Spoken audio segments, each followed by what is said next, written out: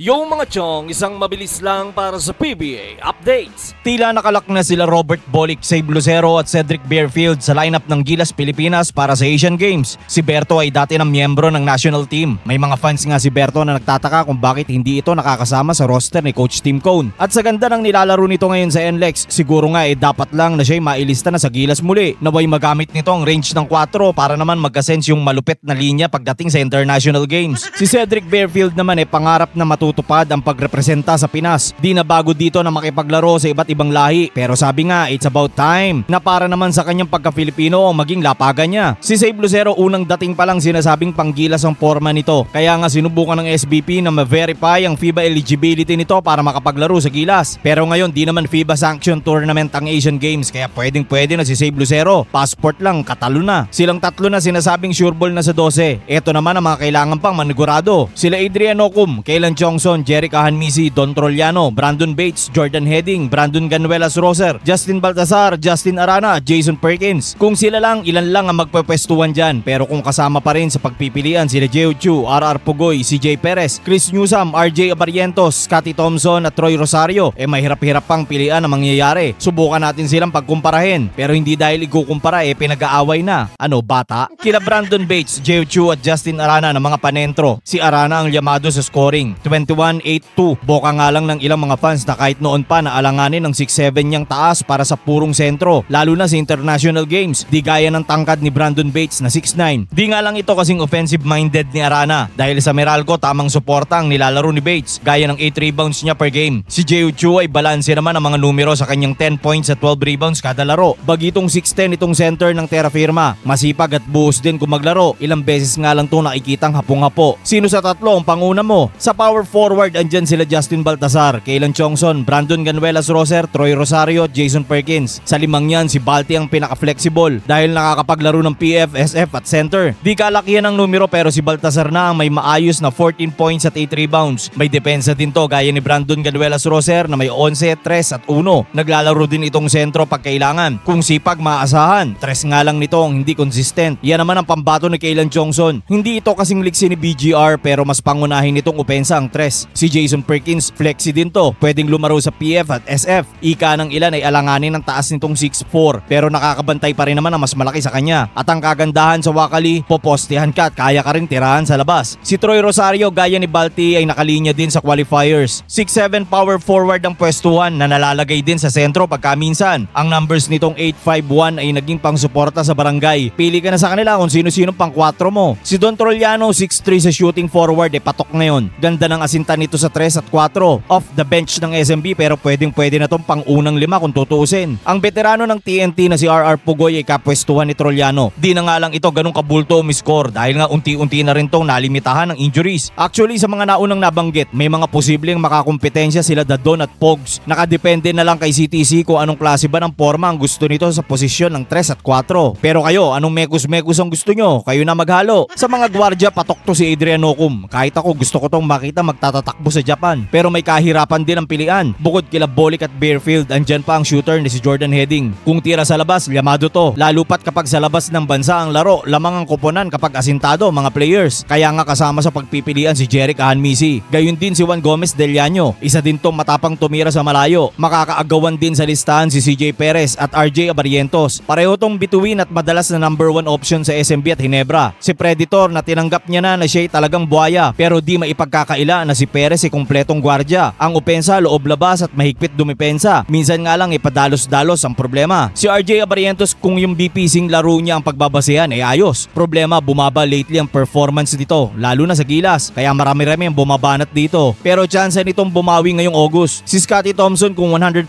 na maganda-ganda. Pili ka sa sipag ni Nocum, Perez o Thompson. Andyan pa si Kuya Newsam pala. Wala na si Japet kaya tignan natin kung si Nunyo ang tatayong kuya veteran. Bukod kay Japet, retirado na rin si Junmar Fardo. Kaya pahinga muna ang mga bashers ni Kraken tuwing international games. Nakay Homer season sila ngayon. Hanggang dito na lang mga chong. Maraming salamat. Hanggang sa muli.